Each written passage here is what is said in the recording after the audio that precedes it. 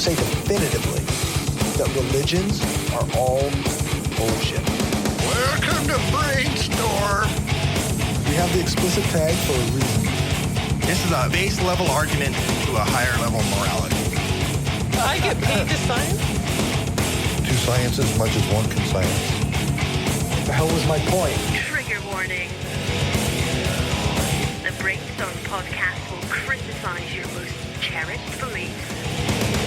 We attack nonsense in all its forms and discuss difficult subjects. If you peddle pseudoscience, supernatural woo, or religious dogma, then this is not your safe place.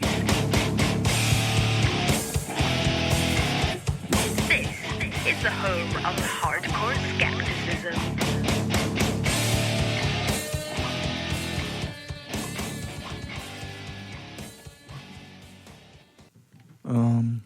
Hi. We seem to be back. How's it going? So we're back, and I forgot to write like a intro script for this part. So this is the Shift to Reason Radio portion Good of the job, show. Corey. It's going to suck now. Yeah, well, I'm still joined by Renee. Hello. Lisa. It's me. Leo. Hello there. And the always amazing Dave. Huge. So I guess, I can't remember my spiel, but that's okay. We'll jump right into religious nuttery. Oh, you think so? I think so. Cornerstone, this might be new to some of you. Scripture says that even our righteous deeds are as filthy rags to God.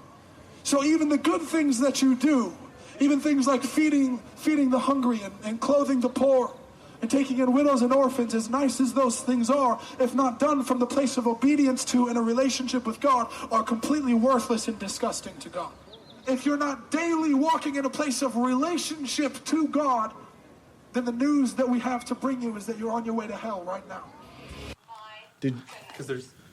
Anyway, apparently our notes are not. Oh, I know which set of notes you have. You have the first set, and there was 2 revisions after that. Corey is that good. He works that fucking hard on the show, people. Now I just for look you. ridiculous. Just for you, our 5 listeners. We love you. All right. So our first story is from the Friendly Atheist blog on Patheos. A preacher who prayed to stop Hurricane Irma thinks he diverted its path with his prayers. Not the people that were shooting the shotguns? No, that's a different. Oh, that was a different Facebook That's page. a different Facebook okay. page. Yeah.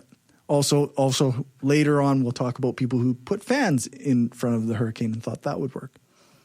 But this one is a Florida right-wing preacher, Lance Wallnau, called on God to turn the hurricane away from the coasts and back to the ocean.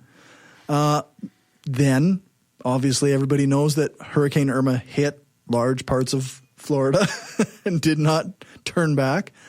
But Wallnau made a video on September 11th claiming that his prayers diverted the path of the hurricane. And he said, I quote, "I'm telling you, this hurricane went where the Everglades is instead of where Miami is.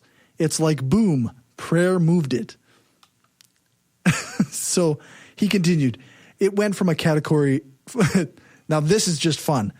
It went from a category 5 to a 4 to a 3 to a 1 to a 1.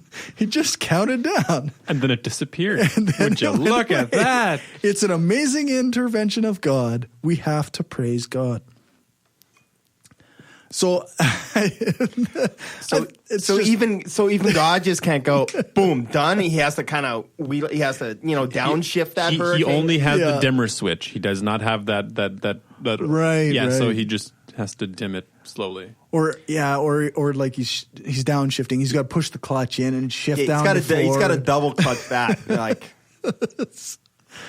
Yeah. So I think it seems quite a bit arrogant that this preacher thinks his prayers affected the hurricane when everybody else was doing things too. The fans and the guns, and I'm sure there were lots of other people who were praying things for God to do with this hurricane. But this one is the one that says he worked. So that's, yeah.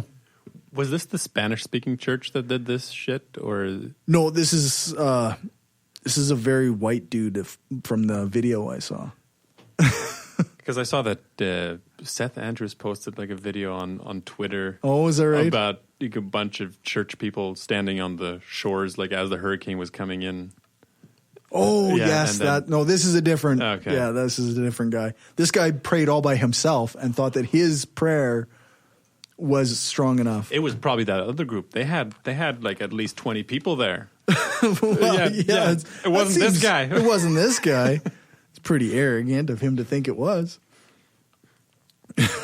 Anyway, so I guess, yeah, I don't know why God didn't just not make the hurricane, you know, or like turn it off before it hit land. I don't know. I guess maybe there's some divine purpose to it. Or so they say. Probably. Probably. So, Lisa, do you want to talk about your religious story? Yes. Yes. I totally read it a long time ago and prepped for it very well. This is the one about the Lagos mega church, right? Mm-hmm. Okay. So the title of this article is Eat, Pray, Live, the Lagos mega churches building their very own cities. So I'll just read the byline. This is by Ruth McLean with The Guardian. Redemption Camp has 5,000 houses, roads, rubbish collection. Rubbish because they're British. They say rubbish. Anyway. Police. Got it. So rubbish is like garbage. Just like that's what the fucking British people. It's so weird. I'm not delaying this just because I. Anyway, sorry.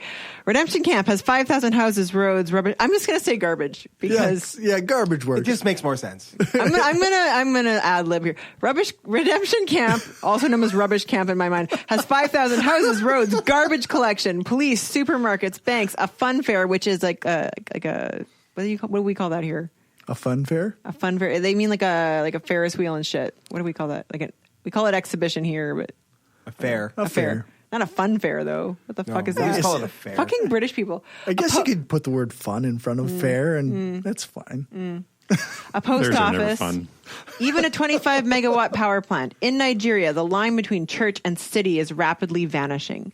Okay, so the whole article is all about how this place outside of the city limits of Lagos, the city of Lagos, has these churches that are established. So they're outside the city limits, but they're kind of within some reasonable distance.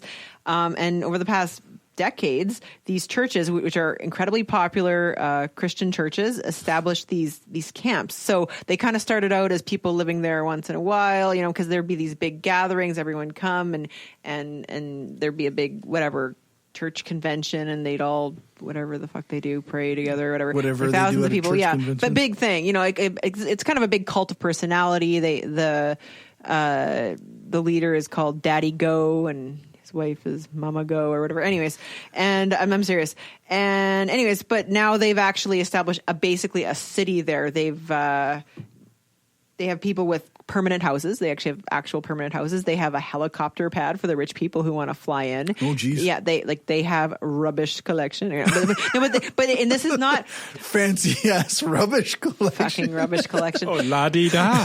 But the idea, so this is totally not government paid for it all. This is the church who pays for it. They have like their Okay, own geez. police force. They have their own sanitation, their own. They have banks there. They established a market there. Yeah, there's people who live there full time. There's lots of people who come in transiently. You got poor people. You got rich people. Wow. Yeah, there's you can buy apparently an 80,000 pound house. You can live in a tent. So it's actually basically a city, but it's not. I mean, the government comes and checks that they're following. Not bylaws because they're not within the municipality, but whatever their regulations are. But the government has even sent their own power plant workers there to see how their power plant people do Is it. that They right? actually have a power plant. So this redemption camp, this particular faction of this particular religion, which has sort of a charismatic leader, actually has a gate you walk through called Heaven's Gate, which I noticed if you guys all remember, Heaven's Gate is the cult from the 90s. They all killed themselves, and when the comet was Yeah. passing by. Well, I was just about to ask, do they have Kool-Aid stands? I'm guessing No, not. that's different. That's a different cult. But yeah, no, I hope not. Yeah, so it's a thing. It's in Nigeria. It's a city that's actually established by a church, not by a government, not by private corporation. Yeah, I can't see how this church. is going It's to go weird. wrong. Oh, geez, hey, No. yeah. Yeah. It's decades old at this point. Like it's their Okay. thing. It's really, you know, I think it's honestly, I kind of just interpret it as like a weird testament to human ingenuity and human weirdness. I mean, like they have their market. You have to be. Are you allowed to leave? Yeah. Yeah, no, Okay, it's totally, okay. it's just a place people choose to move to, and you have to be part of the religion to live there, but you don't have to be part of the religion to have open a shop there. So it's kind of like free markety. They have banks Okay. there. You have it's weird, but It it's sounds very modern Amish or something. Right. I don't know, it's You know, Not really, because Yeah. you have to be Amish to be but I mean Amish. just the whole idea of, because you have Amish communities that are huge that Right. have just like thousands and thousands of people. Like certain parts of the U.S. just like these giant Town adjacent type. yeah, giant towns. They don't really believe in cities since they're farming people, but they have self-sustaining communities that a lot of the people never have to leave.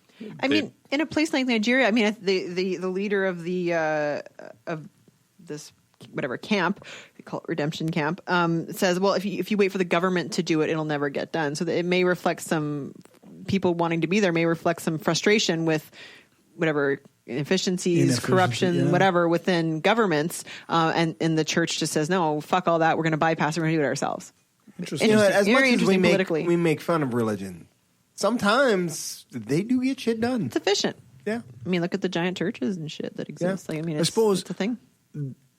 Just saying, it's a thing. So, I mean, it's not like they have a democratic system with an elected leader, though, or anything like that. No, Like they this. have like a church leader. a benevolent dictator, but he doesn't like he. I don't get the. I mean, you have to be part of the church to live there. So in a sense, you got to be. I guess you know, it's not as culty as some places. no, I mean, and I Yeah. know it's not small. It's thousands and thousands of people. It's not like a little enclave. It's big. Interesting. It is interesting. I totally read it like way back when you like first posted the notes. Whatever the fuck that was. The first edition. The first edition I read was it. on I read it Sunday then. night. I read it on Sunday night. I like immediately got that. I was like, "Fuck! I'm reading this right now." And then I did because I'm really good at this podcast. Yeah. You sound super convincing. I am convincing because I'm amazing. I'm huge. It's going to be terrific. This was a terrific article. You're gonna love it. You're going to love it. It's amazing. Best article. All right. Best reading of an article ever. Best. Summary. I rock. All right. Vote Trump. Let's.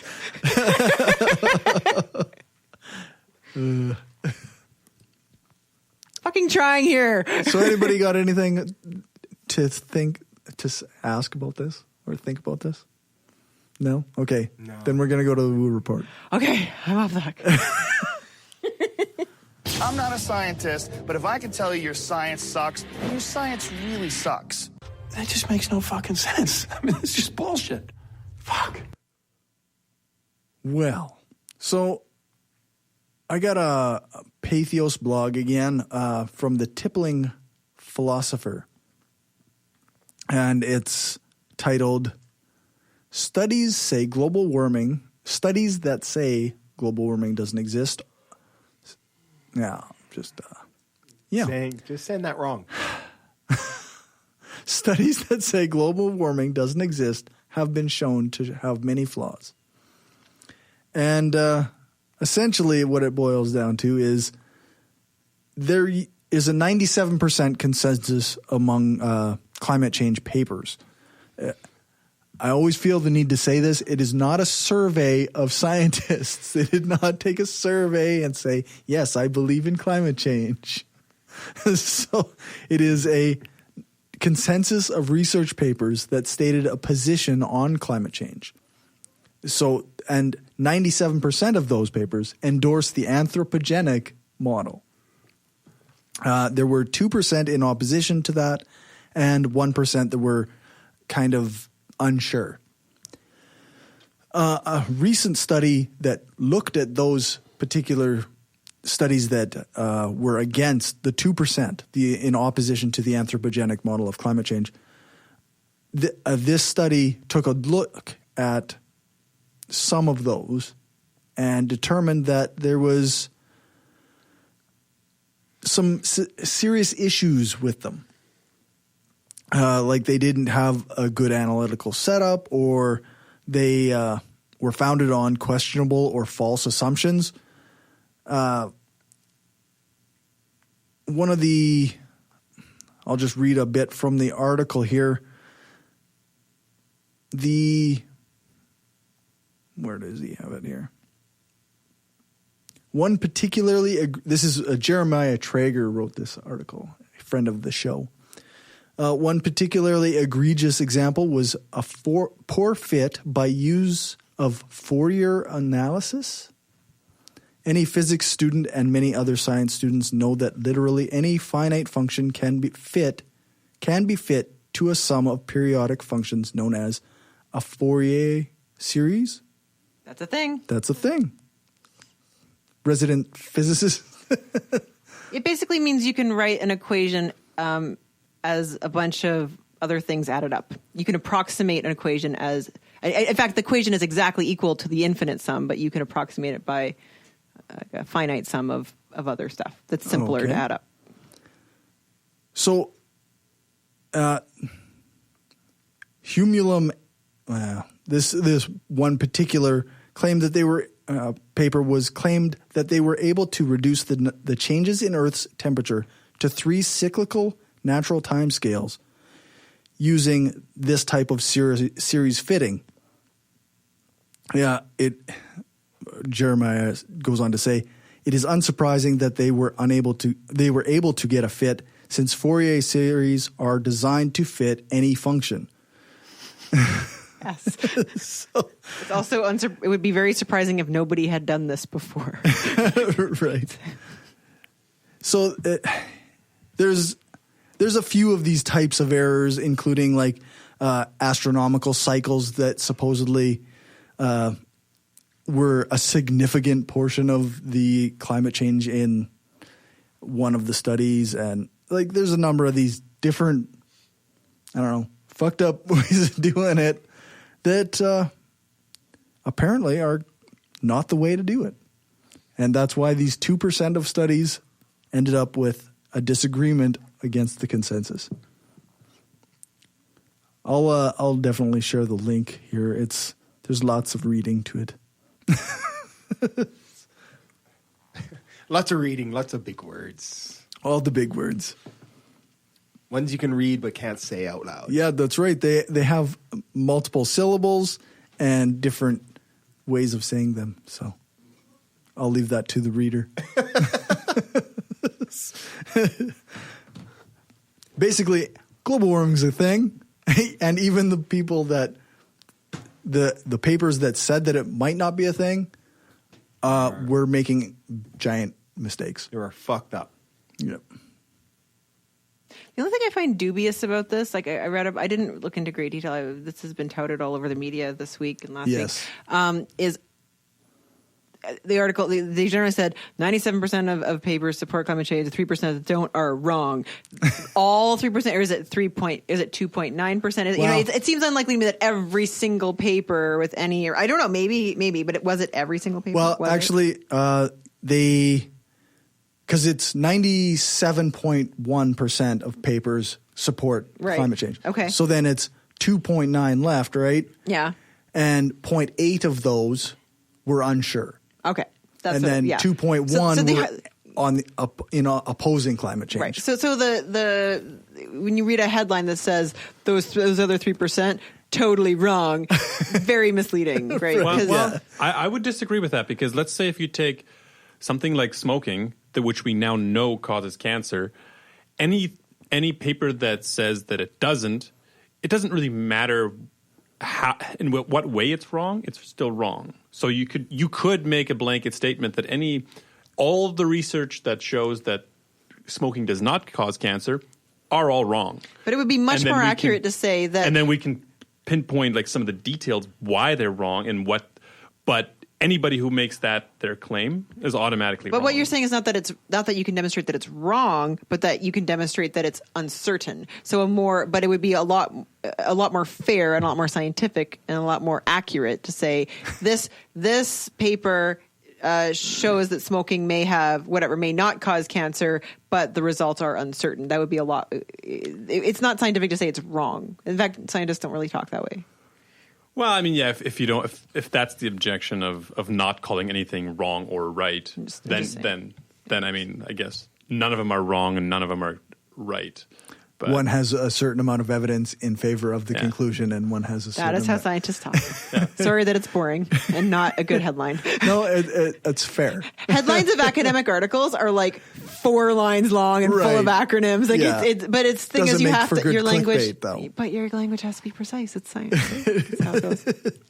It's not clickbaity enough. You got to say all of these people who said the wrong thing were wrong. And engage in fellatio. No.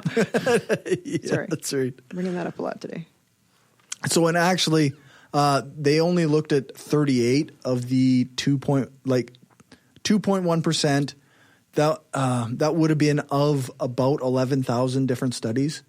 So that leaves about 220 papers that were anti-climate change or anti-anthropogenic global warming.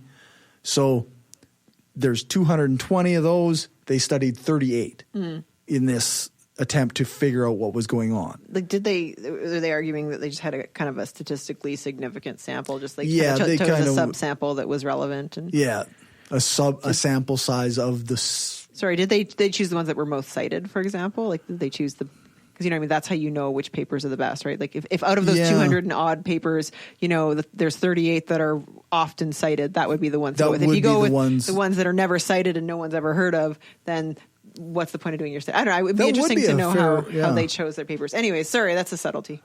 It is a subtlety, but it's interesting. But it's crucial. A lot of academic papers are actually absolutely just pivot on subtleties like that, like on selection functions. Where do you start from? Many. Is it a random sample? Like, did you just throw them all in a hat? Like, I literally devoted like 3-4 years of my PhD to countering an earlier study people had made where, like, I argued basically the galaxies they selected for their study were biased, which is why their results were biased. And it's a basic. It's basic, but it's not sexy, and it's something that's easy to overlook. Right, yeah. Selection bias. Anyway. Selection bias. That's right. They might have picked by accident. Or you don't have to sound so surprised that I know some things. Look, Lisa, sometimes you might actually say something that might actually not be totally retarded. Or rather, I think the way that it should be interpreted is that you brought something to my attention that I had not even thought of, and that is where that I should have thought of. No. Anyways, whatever. It's something, like I said, that I spent like 3 years of my life thinking about, which is why I bring it up. Right? No, shit. I should have caught that. Anyways. That's why. That's the thing. You got to read. Like, you got to read the paper. You got to find the actual paper and read. Like, that's the only way these things go. That's what I'm looking at right now. Oh, good for you. I'm just saying. Although, unless we just kill more time, I might not get to this before. I could have actually read this shit before the show too. Like, I'm putting it all on you, but I'm being kind of a dick about it because, like, honestly, I could have. The sample was drawn based on expert opinion according to the criterion of being contrarian papers with high public visibility, and with results that are not in agreement with the mainstream view. The sample was highly selective and meant for replication and the identification of errors rather than being a representative statistical sample reflecting the volume of scientific literature. That sounds subjective to me. Sorry. One objection to the selection of the cases here may be that they introduce an asymmetry through imperfect sampling. Interesting. So this may not be a true sample of the negative studies. It's a thing. It's a study. That's why, like, every scientific paper, every paper ends with, further research is required to blah blah blah blah blah. You know, it's just how it goes. Like it's just a thing. I mean, you had to make a line somewhere, but and it's good that they identified the limits of what they've done. But yeah, the clickbaity articles that say 3% are just obviously wrong. This study proves that. Well, no, it looked at a subsample, and they're not entirely sure that it was a fair subsample. I mean, you know, like all these subtleties have to come out. Yeah, that's right. I think I'm not saying it's bad. I'm just to be saying fair it's a thing. to Jeremiah, his just said they were shown to have many flaws. He did not say that this proved all of them wrong. Where No. Some articles did say that. Yeah, exactly. No, sorry. You can't hold him responsible for everything written on the internet about his study. That's unfair, to say the least. If you like what we're doing and want to help us keep the lights on, go become a patron at patreon.com/Brainstorm Podcast. You can hear the bonus half hour that we record every episode and get a shout out when you support the show.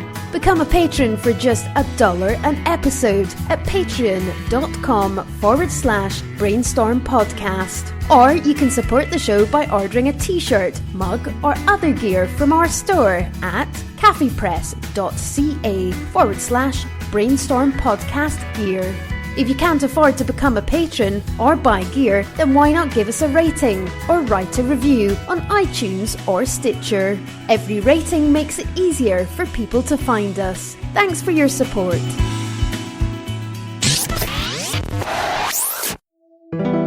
We are given one life, full of billions of small and large decisions.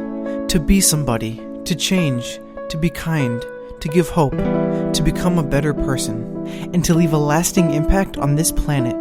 It is a decision to be made every single day while your heart is still beating.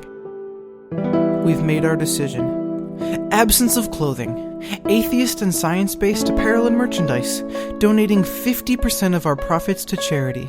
Look good and feel good, without God.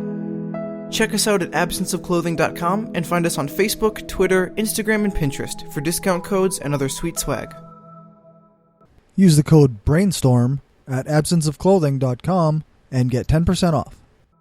The Hardcore Skeptic Examines is a bi-monthly documentary-style podcast that includes interviews, research, and commentary from your host, Corey Johnston. That's me. As the host of the Brainstorm podcast, I've spent the last 3+ years trying to spread critical thinking and skepticism while having fun. This project is intended to look at some of those same topics covered by Brainstorm, but a bit deeper. With the long intervals between episodes and the long format, I'm hoping to provide good information that educates as well as entertains. Check out my Patreon for more details at www.patreon.com/hardcoreskeptic or follow my Twitter at hardcoreskeptic. Hey y'all, this is Tucker from the Atheist in the Trailer Park podcast.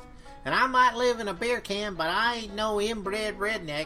And if you listen to my podcast, I'm gonna learn you something. And no, I ain't talking about how to marry your cousin and not have kids with 16 fingers and stuff like that.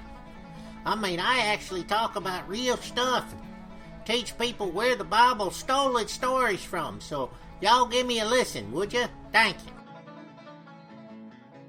All right, Lisa, it's your turn. Okay, is this the one about the keto stuff? This is the one about the keto stuff. Okay, I actually kind of like this article, and I didn't just finish reading it while you were talking about yours. No, eh? No, of course not. Okay, this is on a website called sciencebasedmedicine.org.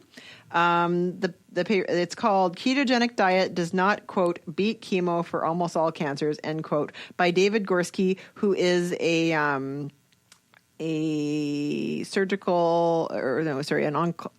oncological surgeon. He's a surgeon who cuts out tumors.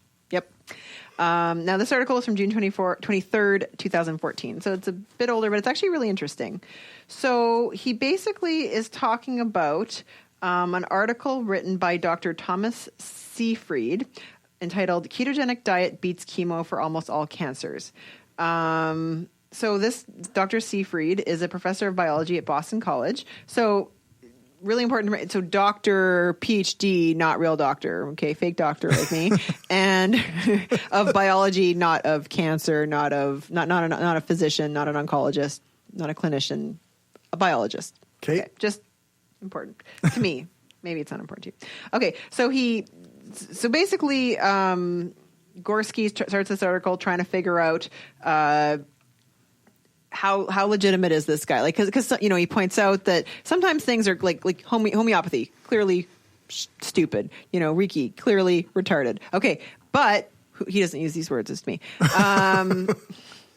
But is Seyfried's article, is he crazy? Is he legitimate? So he actually is a professor of biology at a real institution, but then he's associated with all sorts of kind of dubious people, such as apparently, quote, uber quack Dr. Mercola, who has promoted anti-vaccine views, breast cancer, pseudoscience, and all the woo. Lots and lots of woo. Twice a day coffee enemas. That doesn't sound so bad. No, I'm kidding. Yeah, so bad. Also, Seyfried is associated with the American College for Advancement in Medicine, which might sound impressive in the name, but it is well known as a serious quackery organization. Lots of information on chelation therapy, including a program to certifying chelation therapy on their website. Chelation, whatever. I'm not saying it right, but anyways, blah, blah, blah. He's associated with all sorts of questionable people. So it starts with that. But this notion of... So I don't know if everyone knows what a ketogenic diet is. Maybe explain what that is. So a ketogenic diet is a low carbohydrate, high protein, high fat diet. So a lot of people are using it lately for weight loss, and it seems to be effective for some people. Yeah. There's a lot of kind of question. There's a huge debate in the nutrition science community of whether it's basically calorie deficiency versus whether being overweight is a question of having too many calories exclusively, which is kind of what we've always been taught, versus if it actually matters what kind of calories you take. If you eat 2,000 calories a day and it's mostly carbs, are you actually more likely to be fat than if you eat 2,000 calories a day and it's mostly protein and fat? And that's an argument that people who advocate for the keto diet say. Anyways, okay, so now we know what the keto diet is. Basically, Dr. Seyfried thinks he's a genius because he advocates. That's not a good sign. Well, no, okay, but he seems to have some sort of David and Goliath complex, because he advocates that cancer is a metabolic disease, whereas he says the establishment keeps saying that it's a genetic disease. The writer of this article points out, actually, the research has moved towards a more nuanced answer to that. Cancer definitely does have a genetic component, but more and more researchers are acknowledging that there is also a metabolic component, meaning cancer cells need nutrients in order to grow, and those nutrients are actually relevant to cancer's growth. In addition to genetics and the metabolic component, cancers are also, and it is well established, susceptible to the environment they're in. So, yeah. So okay. There's a whole bunch of it's multifaceted. Yeah, Seyfried thinks it's like, no, we have to nature versus nurture, like sort of thing, like, or no, it's metabolic or it's genetic, not one or the other, and the whole whatever. Everyone's against me. Everyone thinks it's genetic and it's actually metabolic, but no, anyway. So he goes and talks about that for a bit, which is interesting. Okay. But Dr. Seyfried does have a point in that cancer does uptake glucose more readily than other types of cells. In fact, we exploit this fact when we do something called positron emission tomotherapy, PET scans. So we inject patients with basically glucose mixed with a radionuclide, so that it's like a radioactive soup of sugar, and we put that in the patient. And it's well known that cancer cells uptake that material more readily than regular cells. And so when we look at them on a gamma camera, they glow.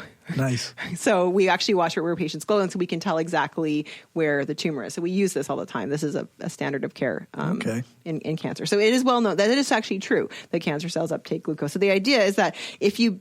I'm really glossing over a lot of biology here, which is not really my my thing. But the idea is basically that cancer cells, in order to grow, need glucose. So if you cut off the carbs and you're mostly feeding yourself protein and fat, your cancer cells will not have as much energy to grow. And and neither will you. It will inhibit.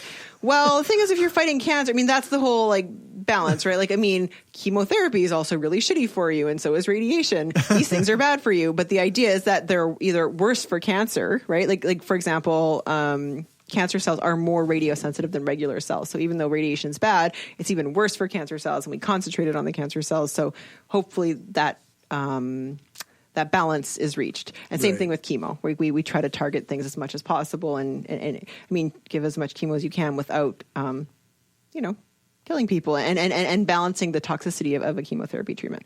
So, the problem is that there's actually, it's actually not even necessarily that keto diets are bad for cancer patients.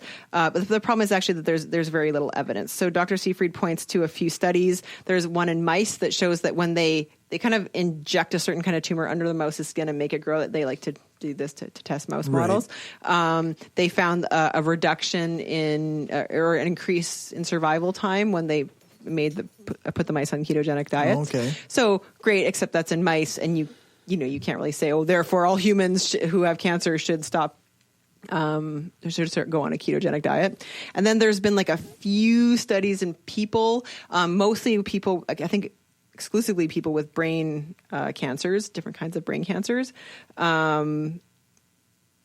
So you're looking at people who are already pretty fucked, honestly, like people with really bad disease who are likely to not survive very well from that.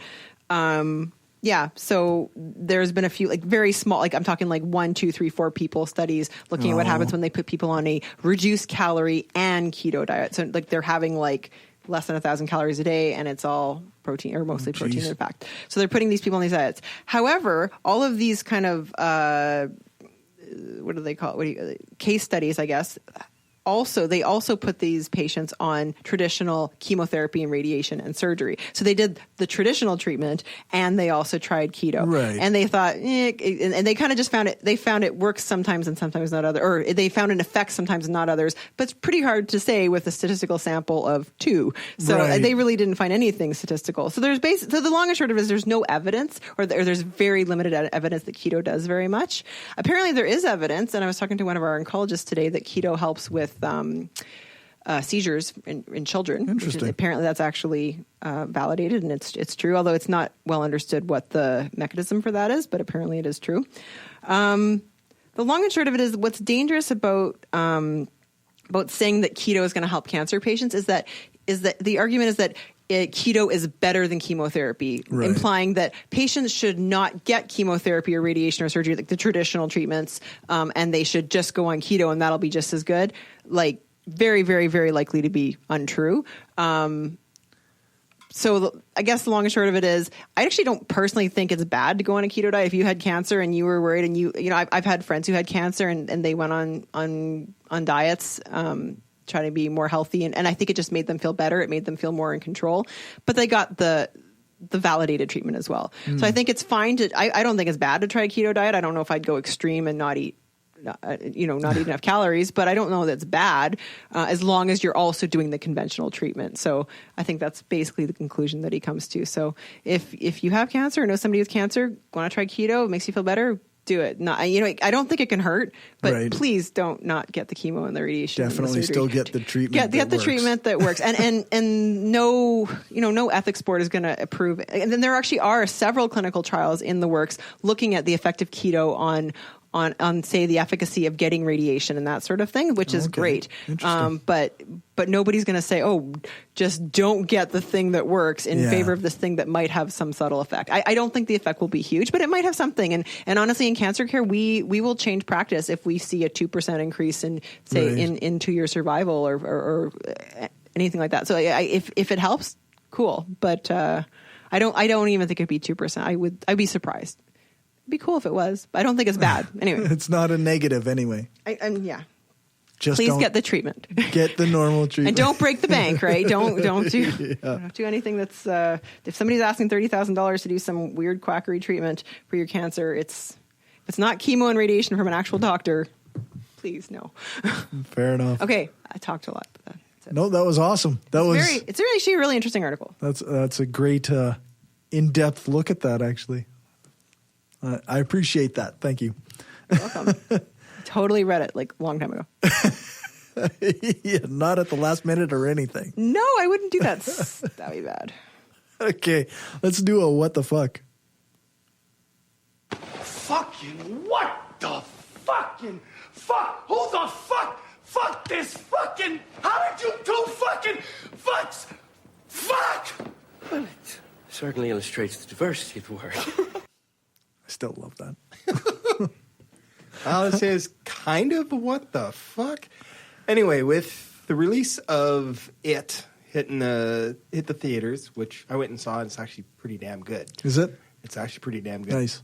Bill Skarsgård. Maybe we could do the overtime, like the after show on that. I saw it as well. Is that right? Bill Skarsgård, creepy as fuck. Anyway, so of course, because the main character is Pennywise the clown, it's bringing up people scared of clowns. Oh, yeah. I know what you're talking about. And so apparently there's a group in Thunder Bay. The Thunder Bay Clown Club decided to put on a protest. Although they said it's not really a protest per se. It's more of a informational gathering. They were handing out pamphlets and in full clown costume, trying to show that clowns aren't evil child-eating interdimensional beings.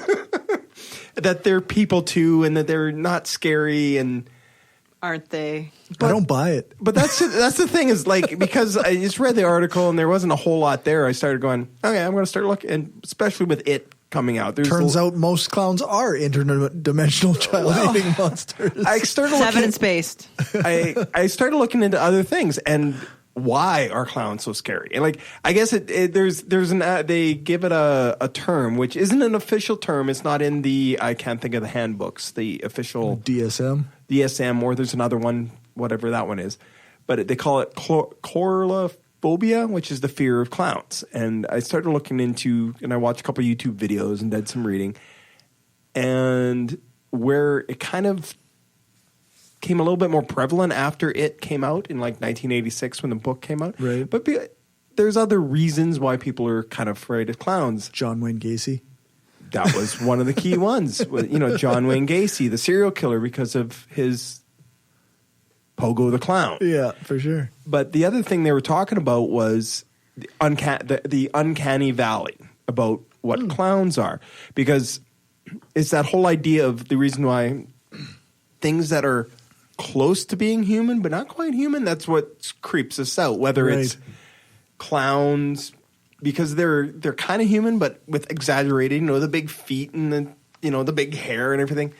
It's an exaggerated human form, so it's close to being human but not quite human, so it kind of puts us off. Like certain dolls kind of give you that weird feeling, or like robots that are VR or things like that, animation, things that are getting really close, but they're uncanny. Well, hence the snappy title. But that's the thing is, like, there are people creepy. I mean, think about it. What are clowns? They're loud and obnoxious, and honk honk, and they throw shit at you, and 16 of them pour out of a small car, and they're weird. They're weird. And and I was just thinking about this. Like there's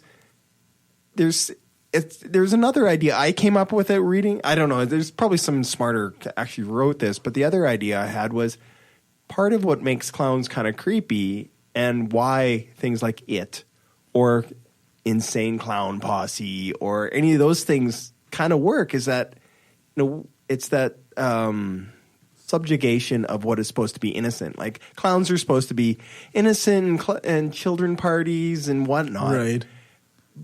But you twist them into something, Insane Clown Posse does, all the clowns are, psychopathic killer clowns, or It is eating interdimensional being, or, killer clowns from space or whatever. It's like that changing what is innocent into what isn't innocent. Right. There's a whole bunch of other reasons why clowns are creepy. Like, one of the other things they brought up in some of the stuff I read was that clowns are, because of the paint, the face paint it's not quite a mask, but it's almost a mask. And clowns are always mischievous, and you never know what they're going to do. And, it just puts people off. I just think they're creepy. I'm not really scared of them. Yeah. My son actually is, he really, really dislikes clowns. Like, he's never run away. Like, he doesn't have the full-on clophobia. Yeah, but he definitely does not like them. I want to know the other side. I want to know who's really fucking into clowns. Who's like, fuck, that's amazing. That's fucking hilarious. Are there people like that? Yeah, there's bound to be. I mean, there other than the clowns themselves. Right. There's, there's so many fucking fetishes out there. There's bound to be someone with a clown fetish. I'm not talking about that. I'm just talking about people who genuinely, like in a non-sexual way, innocent. just innocent way, just like, oh, the flower squirted me in the face. Fuck, that's hilarious. Well, those are the same people like, they're probably the ones that get excited for carnivals. Oh my God, I can't. I can't. Yeah, I was thinking a little bit more like Barnum and Bailey circus kind of carnivals, right, but like it's just. I don't know who finds clowns to be good, clean fun. That's my question. Yeah, I don't. After the, I don't think anybody can at this point. I'm not really pop scared of them, but I just them? find that I'm like, this is lame. Like I said to Corey at supper, when I was reading this, all I can think of is Dr. Roxo, the rock and roll clown from Metalopolis. Love cocaine. I seem to remember liking clowns at birthday parties as a kid, like thinking that was cool. Like as like a really little, I was uncool. Never mind. Fuck. I don't remember ever liking clowns. Fucking balloon animals, fucking amazing. Well, balloon animals are cool, but you don't have to. You don't have to be a clown to be able to do the balloon animals. Well, my thoughts on clowns have always been, since I was a pretty young kid, just. Like, for fuck's sakes, you're an adult. That's kind of. At 4 years old, you're like, fuck, man, grow up. Well, maybe not quite 4, but as language developed, maybe, the. Right. Yeah. Great. Now I got a different clown in my head. I got Homie Don't Play That from In Living Color. Nice. Yeah. Homie Don't Play That. Whack. Yeah, shit. Grown humans dressing up in clown costumes. Whatever. Grown humans dress up as teddy bears and as fucking bronies and fucking cosplay. Whatever your kink is, that's cool. It's whatever. I don't care. I just why, but it's interesting. You're right. I think that because they're creepy because they're uncanny and they're creepy because they're a weird like they're supposed to be. You're supposed to be able to be like. They're a weird twist on innocence. Yeah. Well, it was a thought that came to my mind was because like that's just it. Like even like the horror movie Annabelle. Like I've always found like old porcelain dolls kind of creepy. But they're fucking creepy. And like I'm sitting there going, why is that? I'm like probably because I've read a lot of really fucked up books. And it's always those supposedly innocent dolls with the cracks in the face and then the eyes glow and something weird fucking happens, right? Like it's not like. I think there's a little bit to all of that. Like pop culture really plays into a lot of the things we think, right? Like, and I think that's what they were kind of protesting against. Like, I mean, after Jaws came out, there was people that absolutely fucking refused to have a bath because of Jaws. I'm like, yeah, there's going to be a giant 30-foot great white in your bathtub. But it was, people had, like, it scarred them in such a way. Yeah, I think if something, like take like the schoolgirl uniform is like, it's so porny now. Like, I know people who are like, I'd never send my kid to a school where they had to wear that because, like, they'd be so sexualized having to wear, like, knee socks and a plaid skirt, right? Like, that's just it. It's that inversion of what was supposed to be innocent and it's become something else. Yeah. Like the sexy nun. Wow. Is that a thing? I don't know. That's a thing. There's a sexy anything come Halloween. Right. It doesn't matter. Sexy banana, sexy, hot dog bun, like. Yeah, that's right. Fuck, I want that costume. Just sexy banana. No, I want the hot dog bun. That's way better. You could do like a phallic banana or something. That'd be a phallic banana. Like all bananas? Like all bananas? Yeah, no, but you could make them extra phallic. Yeah. I'm sure you could. Probably. Where's Angela when you need her? Yeah. But I mean, that's the thing. It's like, I mean, yes, because it is now become Pennywise has now become kind of ingrained in our pop culture. Like that's why they blame it on it. Although it was there before that. Like Punch and Judy, like the one clown that would beat the shit out of the other one. Like that's been around for 100 and some years. So it's always been kind of there, but this book, because it was so big, and the miniseries in 90 with Tim Curry as Pennywise has ingrained it in the pop culture. Yeah. No, fair enough. No. Lesson, fuck clowns. Yeah. Yeah? Well, I was watching on Facebook, and one of the DJs from the local radio station, he hates clowns, and they took him to it, and he's like, okay, I survived it, but fuck clowns. Nice. It's hilarious. Angela says she's right here in the chat room. We love you so much. Mostly me. Let's do politics now. We don't have a bumper for this, so you'll just have to wing it. Huge. You got no lead in. Yeah. All right, so I haven't been on the podcast for a couple of weeks now, but I haven't been on since the resignation of our great leader. Oh, yes. Yeah. So that's kind of what this shit popped back into the mainstream. But yeah, I decided to do a short little recap of the GTH thing, and then just talk about some of the current shenanigans. Angela says she loves you too. I wish you could see my face right now, Angela.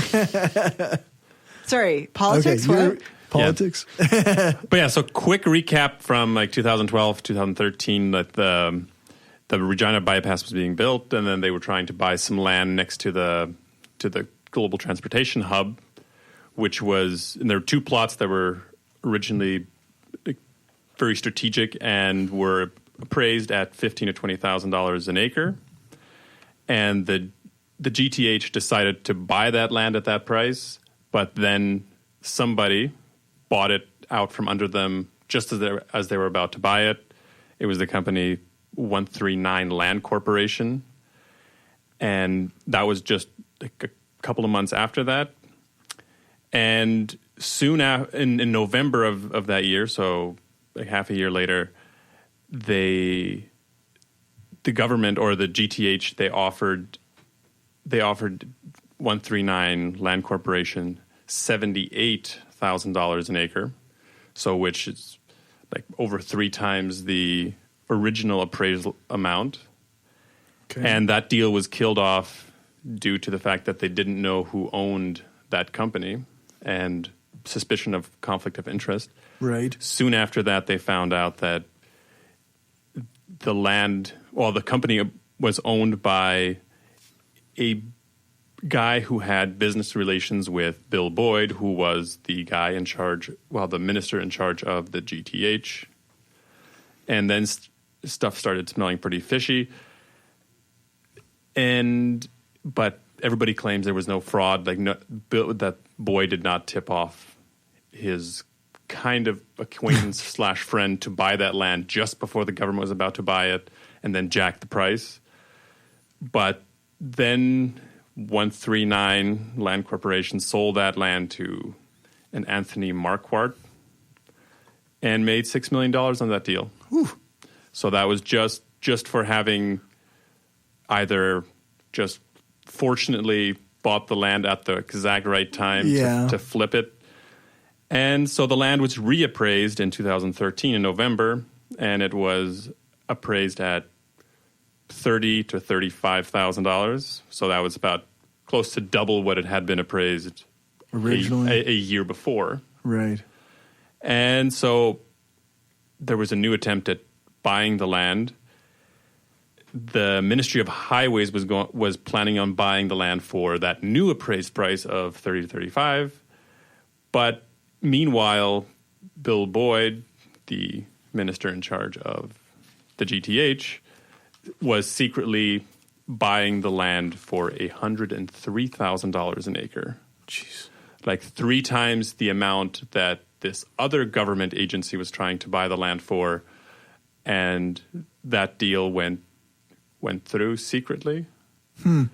What? And so then it definitely smelled of just fraud. Wow. Because there's 2 different branches of the government trying to buy the same land, but one of them is offering like 3 times the amount secretly. Jeez. So at that point, it's 3 times the amount that it was appraised at that time, and roughly 8 times that it had been appraised just like a year and a half earlier. Right. It was the GTH itself that ended up buying it, yeah? Yeah, the GTH itself ended up buying it, but not even with their own money. They funneled money through Sask Energy, I believe. Okay. Or is it Sask Power? One of the 2. They're all the same shit. But they're different. They're not. I'm just joking. But I think it was Sask Energy, but I'm not sure. But one of the 2, they funneled the money through them, claiming that they would occupy part of the space so they could pay for the land, for all of the land. Yeah, I mean it's all the same government pocket, but they had to somehow divert the budget so that they could make that. And so now and I put a little joke in. Let's see if it works. The land deal was signed on Christmas Eve, just like Jesus wanted it.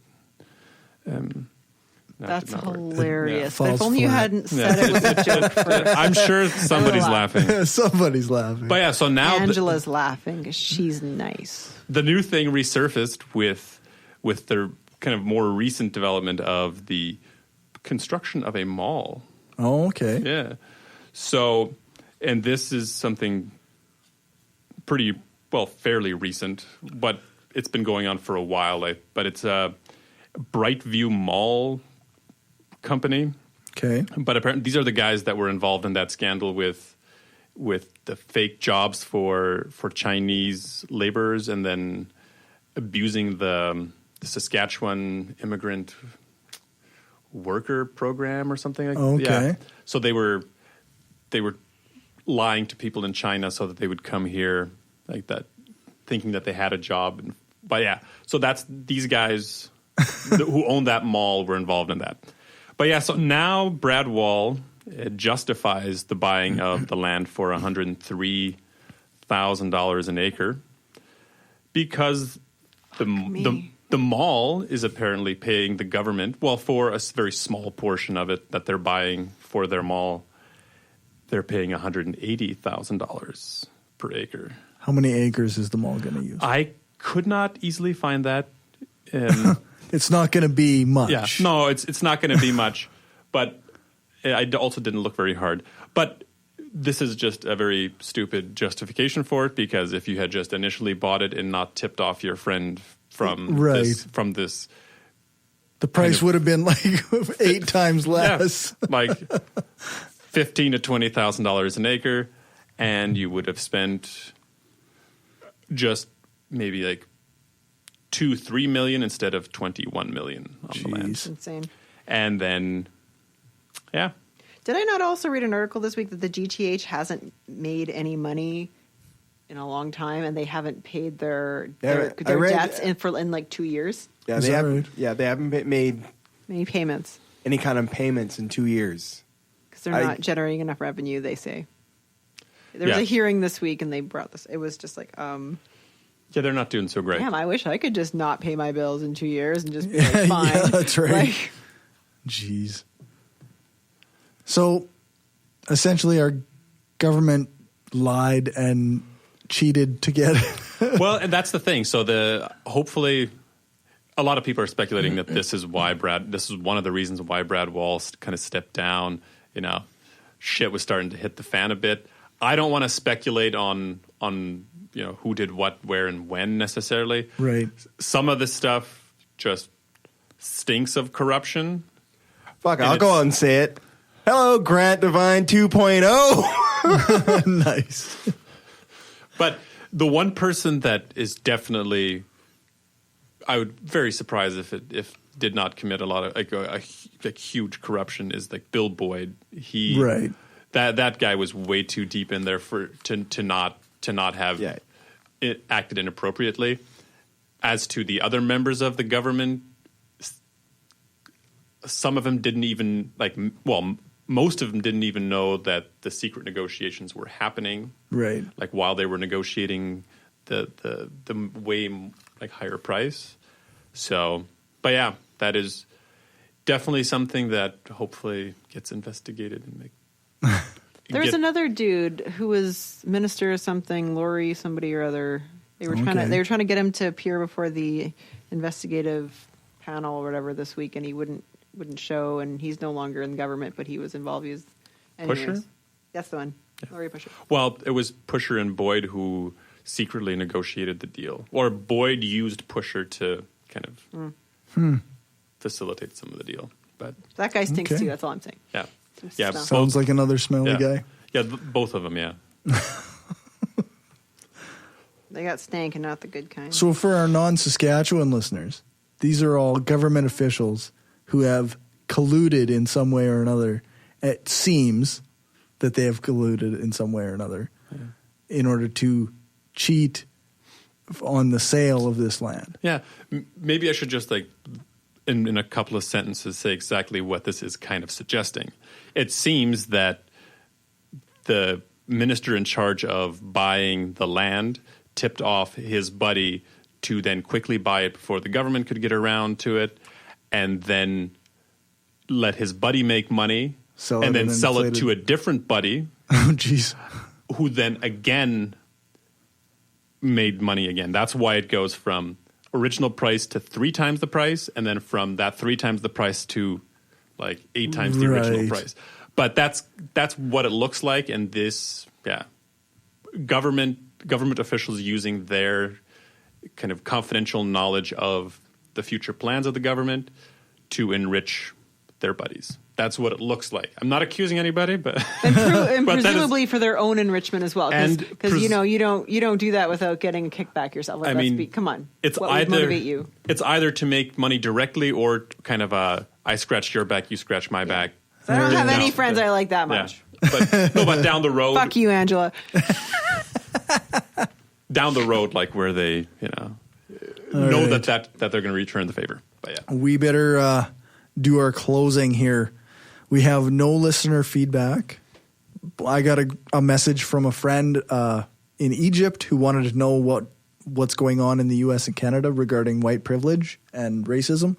So I helped somebody directed some links to him.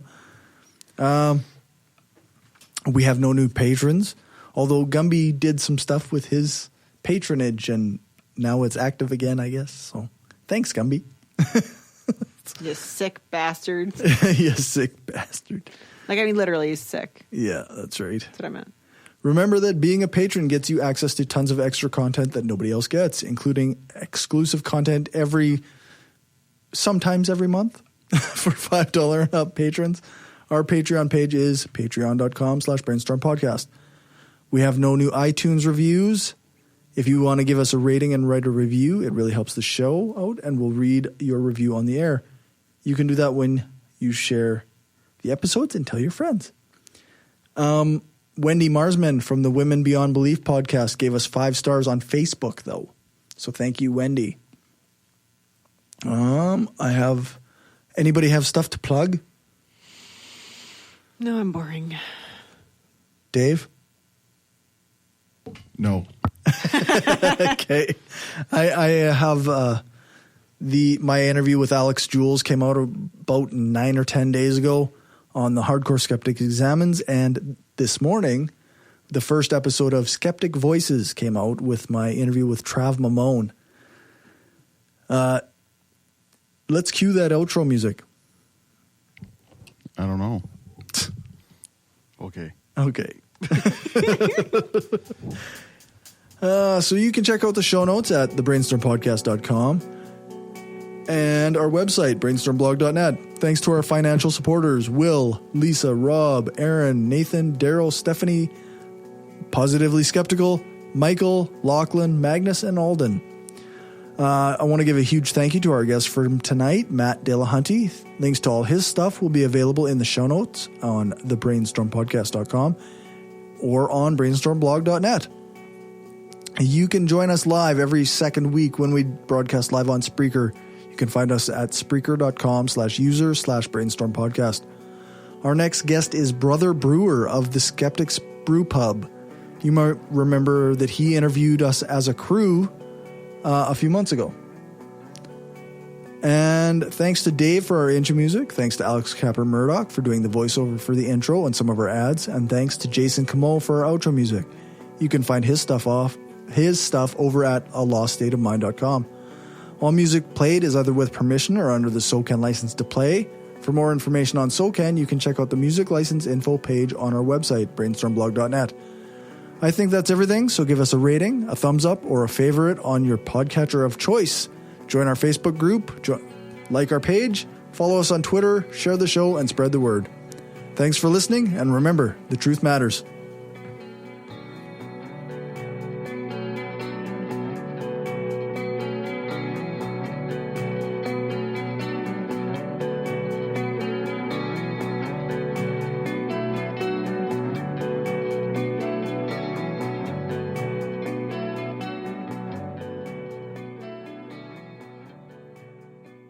This is an opinion-based podcast. Each person on the podcast is responsible for their own opinions, and those opinions don't necessarily reflect the views of the rest of the panel. Any guests or anyone associated with the people on the podcast, such as spouses, partners, children, other family members, friends, or employers. No one person speaks for the podcast with the possible exception of Corey, and he doesn't speak for anyone else on the show. The Brainstorm podcast does not represent the views of our sponsors.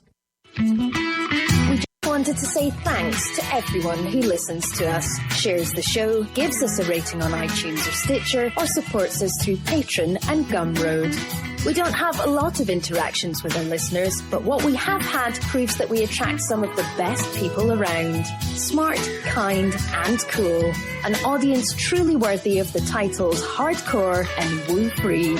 Thanks for helping us make the world a smarter place.